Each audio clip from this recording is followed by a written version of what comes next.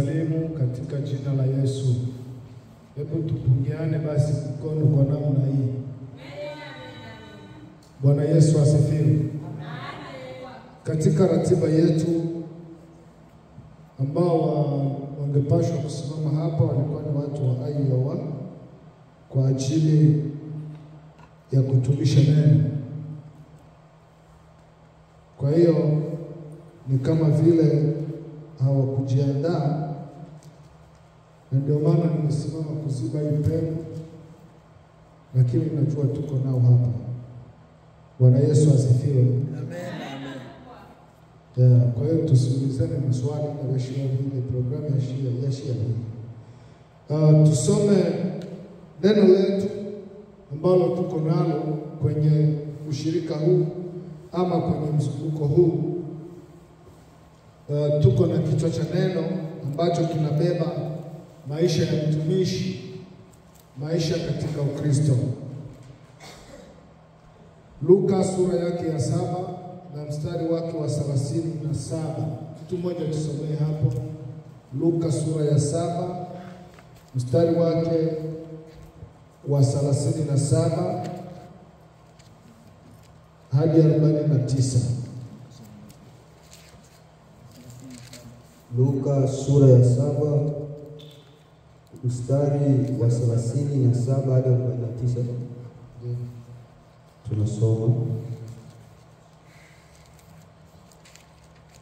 Na tazama, mwanamke mmoja wa mji ule aliyekuwa mwenye dhambi alipopata habari ya kuwa ameketi chakulani katika nyumba ya yule Farisayo, alileta chupa ya marimari yenye marhamu, akasimama nyuma ya karibu na miguu yake akilia, akaanza kumdondoshea miguu machozi yake na kuipanguza kwa nywele za kichwa chake, akiibusu miguu yake na kuipaka yale marhamu.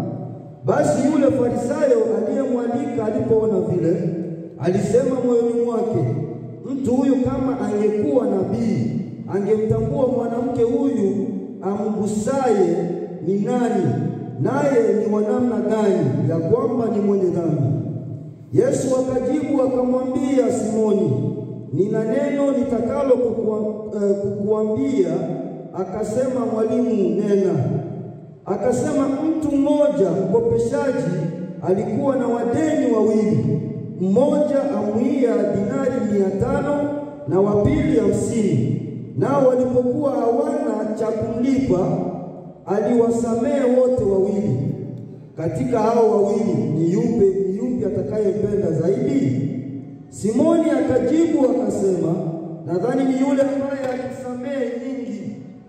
Akamwambia, umeamua haki. Akamgeukia yule mwanamke akamwambia Simoni, wamuona mwanamke huyu?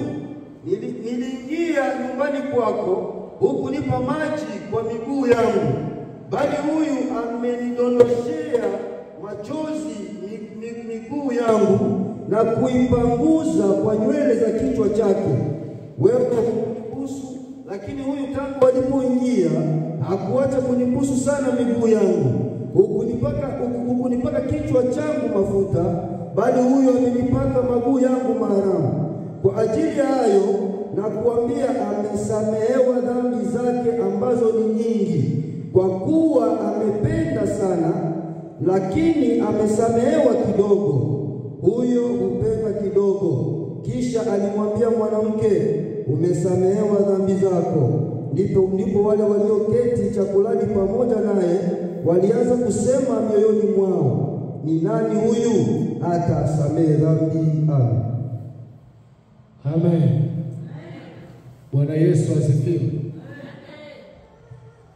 Msomaji ametusomea vizuri, na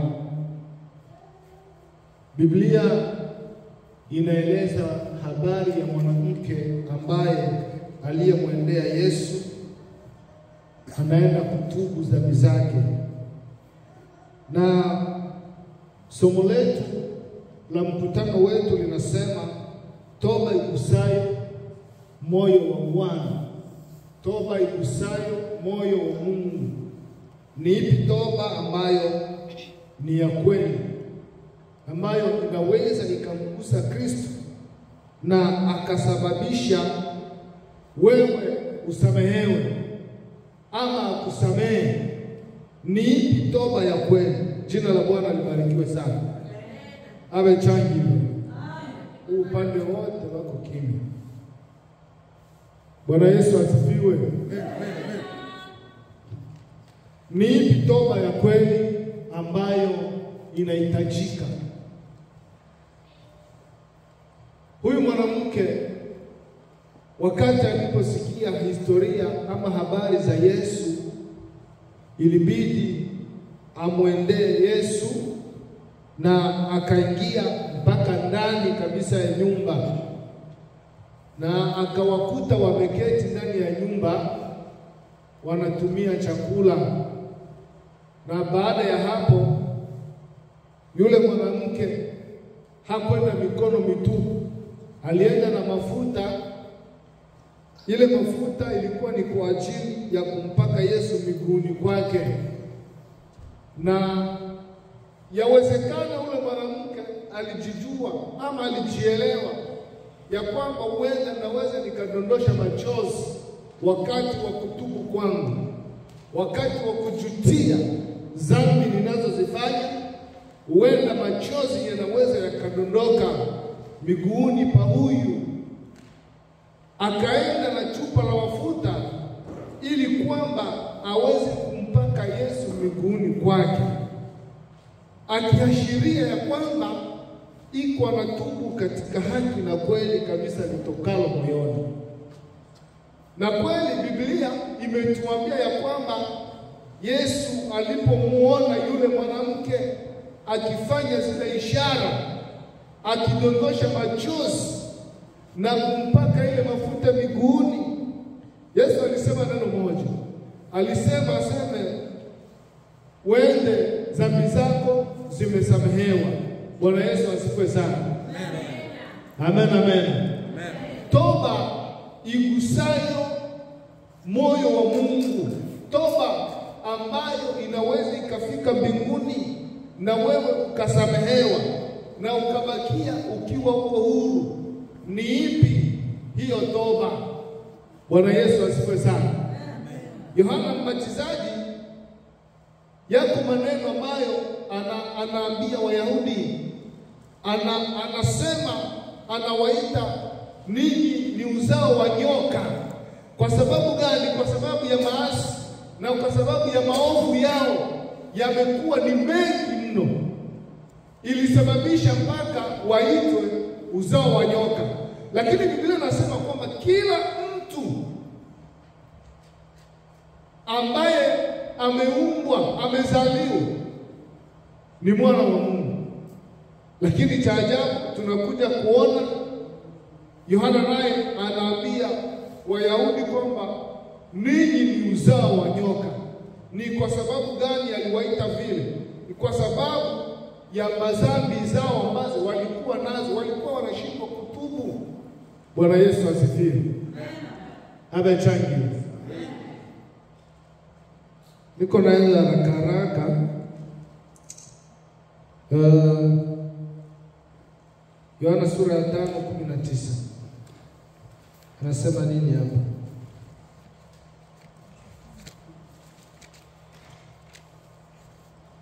Yohana sura ya 5 mstari wa 19. Ndio.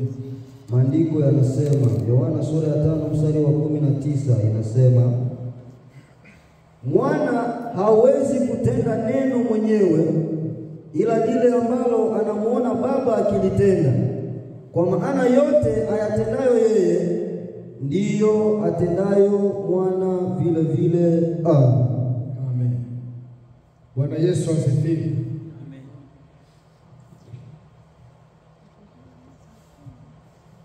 Aseme jambo analolitenda Baba na ndilo analitenda mwana. Yesu aliashiria neno moja hapa kusema ya kwamba lile ambalo Baba yake wa mbinguni analoweza kulitenda na yeye pia anaweza akalitenda.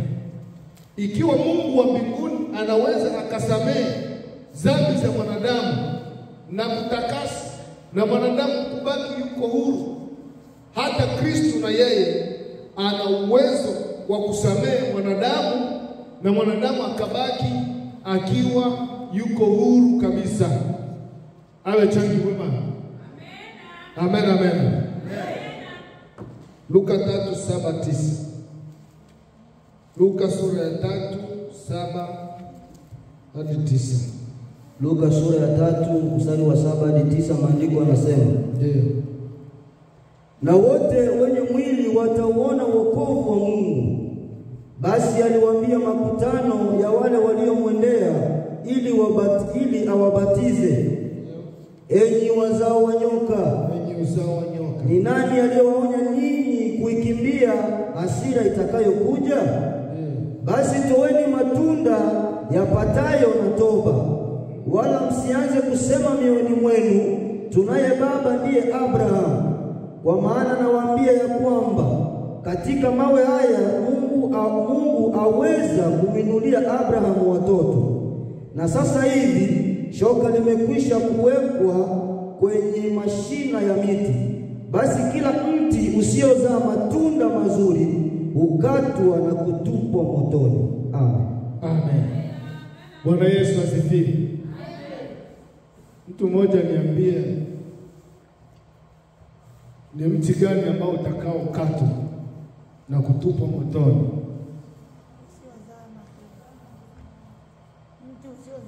Mti usiozaa matunda. Bwana Yesu asifiwe. Wengine wanatafsiri aje? Siku moja nilikuta kijana mmoja iko anaambia binti aseme hata Biblia yatenda mtu usiozaa unakatwa. Kwa hiyo mochanga wana niko kode na mbona nila Mungu ta mapema wa hapana nochoka katwa ite ate. Bwana Yesu asifiwe. Amen, amen. Watu wengi wanatafsiri hii andiko kwa namna hiyo, kwamba yule ambaye hakuzaa anaweza atakatwa na kutupwa motoni. Kwa hiyo mtu anajilinganisha kwamba ni yeye ndo ameambiwa hapa kwamba asipozaa watoto atakatwa na ataangamia, atatupwa motoni. Lakini Biblia haijatuambia hivyo, wala hichi kitabu hakikulenga eti uzao ni kuzaa watoto. Bwana Yesu asifiwe. Amen, amen. Huu uzao hauko uzao wa matunda yanayotajwa hapa. Hawako watoto wa kutoka kiunoni mwako. Hawako watoto wa kutoka kiunoni mwako. Matunda ambayo yanayotajwa hapa ni mwenendo wako kama wewe ni Mkristo, ambaye unatakiwa uzae matunda yaliyo mazuri yanayompendeza Mungu na wanadamu pia. Jina la Bwana libarikiwe sana. Amen, amen. Matunda mema, matunda yapasayo toba, ambayo itasababisha wewe kusamehewa dhambi ambazo zinaweza zikasababisha wewe usamehewe wakati unapotubu. Ni lazima uoneshe matunda yaliyo mema, yaliyo mazuri. Usipoonesha matunda mema, usipoonesha matunda mazuri, ni wewe utakatwa na kutupwa motoni, utachomwa. Bwana Yesu asifiwe sana. Awe changi wewe. Haleluya, watu wa Mungu. Yohana anawaita Wayahudi enyi uzao wa nyoka. Biblia inasema ninyi mko watoto wa Ibrahimu. Huku anasema ninyi ni uzao wa nyoka. Ni kwa sababu ya maasi yao, ni kwa sababu ya dhambi zao ambazo walikuwa wamejazana huko. Bwana Yesu asifiwe. Dhambi zilikuwa nyingi. Na ndio maana Mungu anamtuma Yohana Mbatizaji aende katika jangwa akihubiri injili ya toba, ipasayo toba, kila mtu aokoke. Na wakati waliposikia lile neno ambalo alikuwa akilihubiri katika jangwa, wapo watu ambao waliokoka. Bwana Yesu asifiwe. Biblia inasema kwamba hata wanajeshi walikuja kubatizwa. Wale ambao walikuwa hawajaokoka walimpokea Kristo. Ndani ya mto Yordani, Yohana alibatiza maskari. Katika mto Yordani, Yohana alibatiza washujaa, wafalme wa nchi, makuhani ambao walikuwa hawajaokoka vizuri, wazee wa makanisa. Haleluya. Aliwabatiza. Anahubiri injili ya ubatizo wa toba. Watu wajue kuokoka, watu wajue kuungama vizuri ipasavyo. Lakini kama bado tunaungama la juujuu, bado tuna deni la kuungama. Na hii toba igusayo moyo wa Kristo bado hatujaifikia.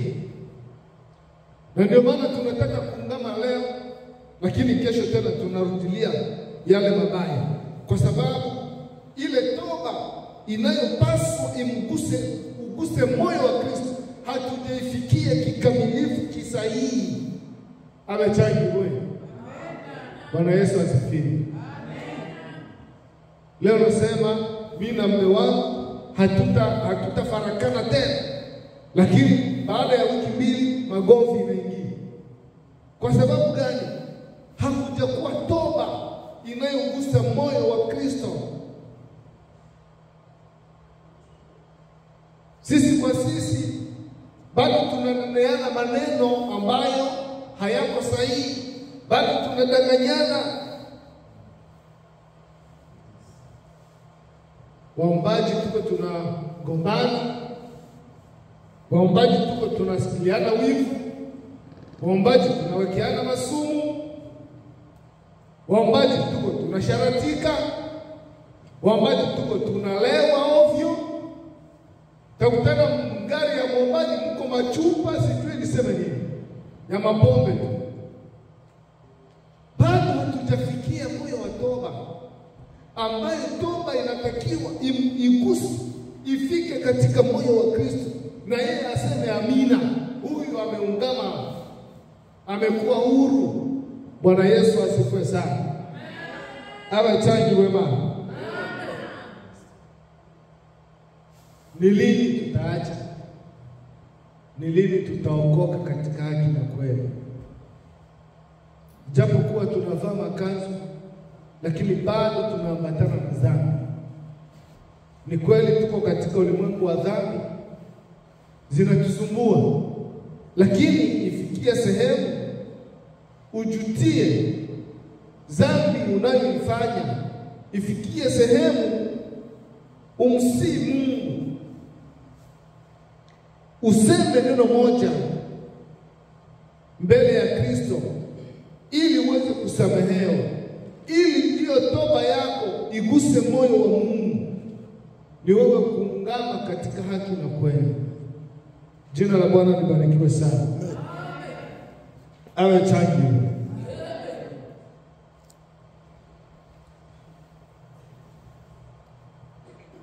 Adamu na Eva ndani ya shamba la Eden wanamkosea Mungu. Wanamkosea Mungu. Vijana wanalala wote. Na wakati walipomkosea, Biblia inasema walijikuta wako uchi. Mimi naweza nikasema, wengine wanasema walijikuta wako uchi kwa sababu walikula tunda. Wengine wanasema walisharatika ndani ya shamba la Edeni. Unajua kusharatika kuna njia nyingi. aidha zinaa iko na njia nyingi. Haiko tu ukutane kimwili na mwanamke au na mwanaume ndio kusharatika. So ukitamani katika Biblia inasema umesharatika tayari. Bwana Yesu asifiwe. Sasa huyu Eva kwa sababu aliingiwa na tamaa ya macho, akatamani ale tunda ambalo alikuwa amekatazwa asile, akajikuta amekuwa yuko uchi mbele za Mungu. Walisharatika. Bwana Yesu asifiwe sana. Amen. Kwa hiyo walisharatika kwa sababu alitamani kula tunda ambalo walikatazwa wasile, na wakajificha, wakakimbia uso wa Mungu. Lakini kwa sababu Mungu bado alikuwa na upendo nao, upendo wa Mungu kwa mwanadamu haujawahi kupungua na hautapungua. Bado Mungu anatafuta yule mwanadamu ambaye amekosa katika shamba la Edeni. Mungu anakuja, iko anamtafuta mwanadamu yeye anajificha. Ameona hapa nimekosa, akajificha. Mungu iko anamuita, Adamu uko wapi? Adamu uko wapi? Anasema niko hapa, nimejificha. Sababu ya kujificha ni hiki kiumbe ambacho nilipatia, ni huyu mwanamke amesababisha mimi niwe uchi na nikajificha. Bwana Yesu aturumie sana. Dhambi ya kujiwekea masababu ili uweze kushinda, ili ushinde. Hakuna dhambi ambayo unaweza ukapata ushindi wakati unajua kwamba hii ni dhambi kabisa niko nafanya. Shahidi wa uongo, sisi watumishi waombaji, unakutana mtu anasimamia na kuwa shahidi wa uongo, iko anashuhudia mambo ambayo hajayaona lakini aliambiwa tu. Sasa ulishawahi kuona shahidi wa uongo wapi? Ndani ya Biblia wapi? Akapata sehemu. Watumishi wa Mungu, ni vizuri tukatubu na tukaache. Tumalizie na kuona matunda ambayo yanatajwa hapa, matunda ya pasayo toba. Matunda ya pasayo toba. Tuone, unaweza ukasoma Mwanzo 12:3, lakini pia unaweza ukasoma Matendo ya Mitume 13:46 hadi 48. Ila sisi tusome Wakorintho wa kwanza sura yake ya 11 mstari wa 22 hadi 33.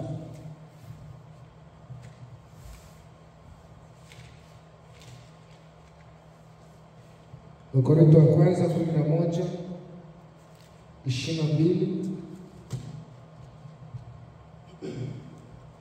Wakorintho wa kwanza 11:22. Ndio. Maandiko yanasema, je, hamna nyumba za kulia na kunywea? Au mnalidharau kanisa la Mungu na kuwatahayarisha hao wasio na kitu? Niwaambieni, ni wasifu? La, si wasifu kwa ajili ya hayo. Amen. Kwa maana mimi nilipokea kwa Bwana niliyowapa nanyi, ya kuwa Bwana Yesu usiku ule aliotolewa alitwaa mkate, naye akiisha kushukuru akaumega, akasema, huu ndio mwili wangu ulio kwa ajili yenu. Fanyeni hivi kwa ukumbusho wangu. Na vivi hivi baada ya kula akakitwaa kikombe, akisema, kikombe hiki ni agano jipya katika damu yangu. Fanyeni hivi kila mnywapo kwa ukumbusho wangu. Maana kila mulapo mkate huu na kukinywea kikombe hiki, mwaitangaza mauti ya Bwana hata ajapo. Ndio. Basi kila aulaye mkate huo, Kila aulaye mkate au kukinywea kikombe hicho cha Bwana kikombe hicho isivyostahili, atakuwa amejipatia hatia ya mwili na damu ya Bwana. Amen. Amen. Bwana Yesu asifiwe. Jina la Bwana libarikiwe sana. Yesu anasisitiza hapa. Huyu ni Yesu huyu. Haya ni maneno ya Yesu, ni kinywa chake. Hakiko kinywa cha wanafunzi. Haya ni maneno ya Yesu anatamka. Kila mtu, nataka kusema kwa wale wanaosogelea meza ya Bwana, kila mtu unapoisogelea meza ya Bwana unakula mwili wa Kristo na damu yake bila kujiosha, bila kujitakasa. Biblia inasema nini?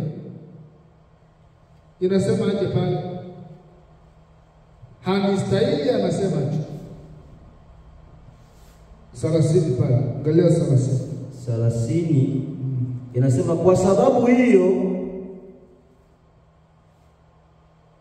wako wengi kwenu walio wagonjwa. 27 sasa. 11 unaangalia 20 na ulishia ngapi? Nilishia 27. Soma 27. 27 inasema, basi kila aulaye mkate huo au kukinywea kikombe hicho cha Bwana isivyostahili, atakuwa amejipatia hatia ya mwili na damu ya Bwana. Amen. Bwana Yesu asifiwe. Amen. Kujipatia hatia ya mwili na damu ya Bwana itakuwa juu yako, kwa sababu umeisogelea meza ya Bwana isivyostahili, kwa sababu umesogelea kikombe cha damu ya Kristo isivyostahili. Na hili liko sana ndani ya makanisa. Hili liko sana kwa waombaji wengi wanaoisogelea meza ya Bwana isivyostahili. Bwana Yesu asifiwe sana. Amen, amen. Jina la Bwana libarikiwe. Watu wanasogelea meza ya Bwana isivyostahili. Tuache. Uko na tangaza mauti ya mwili wako na roho yako. Tuache. Yesu anasema, hii ni damu yangu itakayomwagika kwa ajili yenu, mkunywe kwa ajili ya ukumbusho, na huu ni mwili wangu ambao utakaotolewa juu ya maisha yenu. Bwana Yesu asifiwe sana. Amen, amen. Kwa hiyo nataka niwaambie watumishi wa Mungu, wakati tunapoisogelea meza ya Bwana, tubu, ungama, kisha usogelee meza ya Bwana. Lakini unakuja unagombana nyumbani, unakuja kunywa meza ya Bwana, ni makosa. Bwana Yesu asifiwe. Amen. Amen, amen. Amen. Ni makosa. Unakuja unatumia vipombe vyako huko mgari, kipindi cha meza ya Bwana, na unasogelea, unataka kuitumia. Uko natangaza mauti ya mwili wako, na uko natangaza damu ya Yesu Kristo iwe juu yako, kwa sababu ya kukutesa, kwa sababu ya kukosesha amani.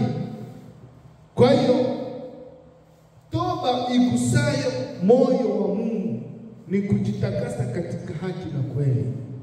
Jina la Bwana libarikiwe sana. Amen. Ni kujitakasa katika haki na kweli. Mtoto mmoja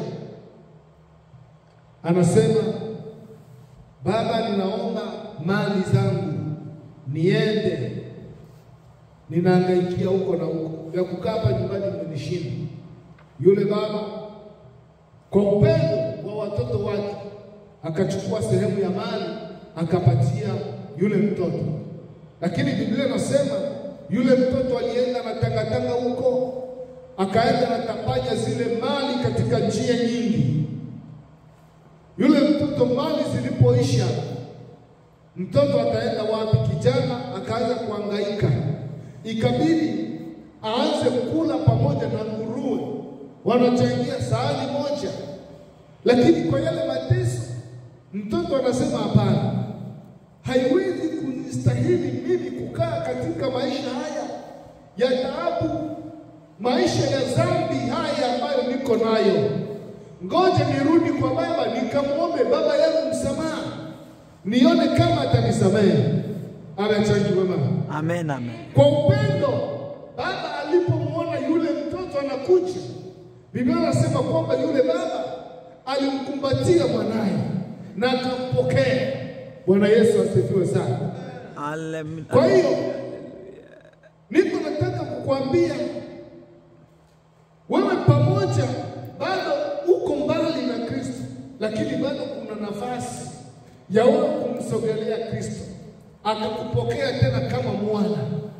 Sasa aliwapokea Adamu na Eva, aliwakaribisha tena, akawasamehe hata kama walikuwa wamejificha, wakafichuka, akawapokea. Bwana Yesu asifiwe. Mbona alimsamehe Petro ambaye alimkana mara 3, akasamehe. Yesu hashindi kusamehe. Ni sisi tu ambao mioyo yetu inakuwa ni migumu sisi kuungama na kuacha. Bwana Yesu asifiwe. Amen, amen. Amechangi. Amen. Ikiwa aliweza kumsamehe yule mwanamke ambaye alikuwa amefukuzwa na wanaume, ambaye alikuwa anasharatika huko, na katika agano la Musa, katika Torati la Musa inasema kwamba ukikamatwa ukoni ama uzinzi huko na sharatika, upigwe mawe na ufe. Lakini Yesu alisamehe yule mwanamke, akasema ninyi wanaume ambao mko hapa, yule ambaye hajawahi kufanya kosa au ukaanza kumpiga mawe huyu mwanamke, wote wakakimbia, kuashiria kwamba hakuna aliye halali hapa chini ya jua. Sisi wote ni wenye dhambi, lakini pamoja tuko wenye dhambi. Yesu anachokihitaji ni kutubu. Bwana Yesu asifiwe. Amen, amen. Kutubu. Nione sana wewe mtumishi mvakazi siku ya kufa alafu ufe bila kusema neno moja. Bimurusha bure mana. Owe etemwe atemose ulikimya ukangwana. Ni mambo ya aibu sana kwa Mkristo. Unayepiga ngoma, unayechezwa, unayepiga kayamba firimbi, alafu siku ya hukumu ama siku ya kufa ufe kama kimtu ambacho kisichosema. Sio vizuri. Unapoishi maisha haya, endelea kumwomba Mungu, siku ya kukufa kwangu niseme neno. Bwana Yesu asifiwe. Hilo tu ni la muhimu. Amu losukulo nishikweta, nishike na tenda. Nishike na abana no kwete ati amusukuma mbala. Bwana Yesu asifiwe. Amen. Uache matubu. Hilo litatusaidia. Amen, amen, amen. Nina imani ya kwamba tumepokea hili jioni ya leo. Mengi tutayapokea kutoka kwa mchungaji ambaye tuko naye. Kesho niombe tusimame ili tuombe Mungu. Ndani Sina kitu na ushika msalaba. Simamizi viola bato. Sina nguvu nichukue. Ninja uniyo.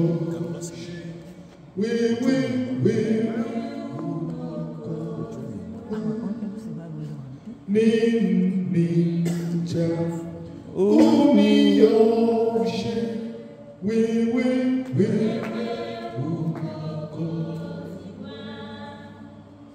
Labda unaweza ukasema, mhubiri lunga shitoto la msamaha. Hapana. Mimi siwarudishi kwenye msamaha. Lakini nataka ujioje kidogo tu. Kidogo kile ambacho umekifanya. Amen. Bwana Yesu asifiwe. Amen. Ujioje. Maisha ya Mkristo ni kujioje. Hata sasa hivi ufanye kosa, wewe ujioje tu. Ndani yangu sina kitu, na ushika msalaba,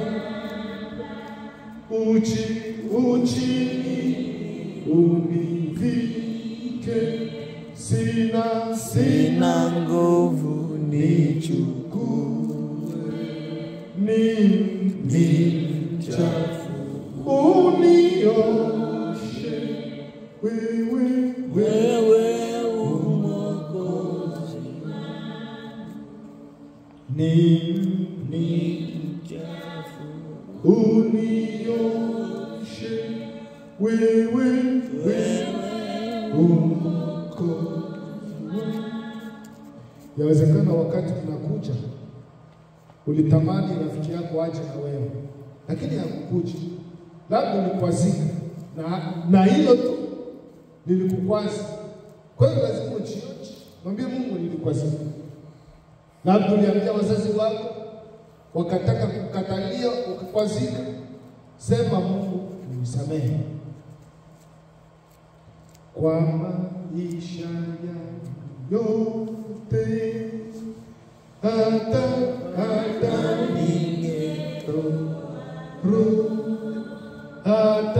hata saa ya kuitwa mbele ya mfalme wangu, mwamba uliopasuka,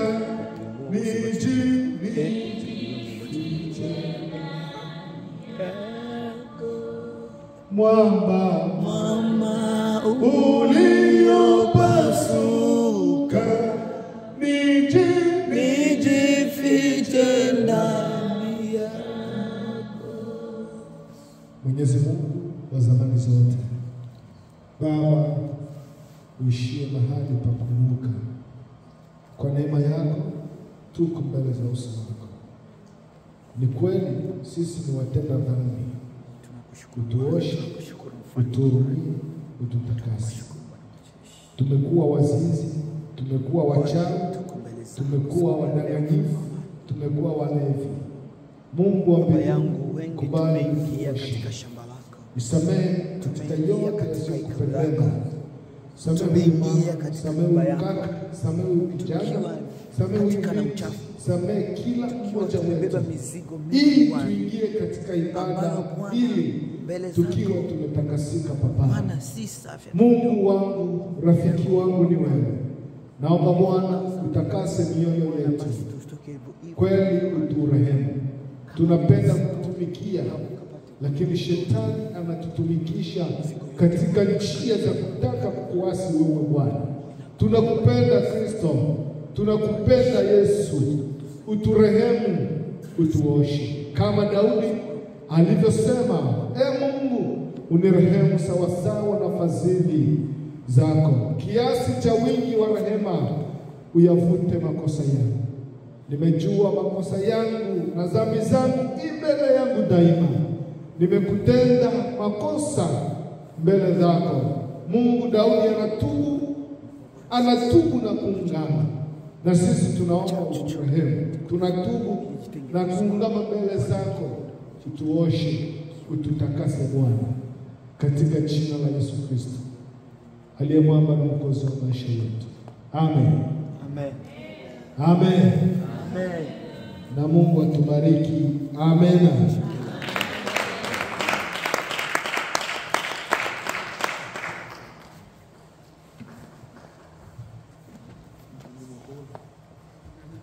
Bwana Yesu asifiwe. Naona watu walikuwa wamelala kwa kweli. Watu wamekuja kuamka hapo mwisho mahubiri hatari. Ndio kutengwa na shetani.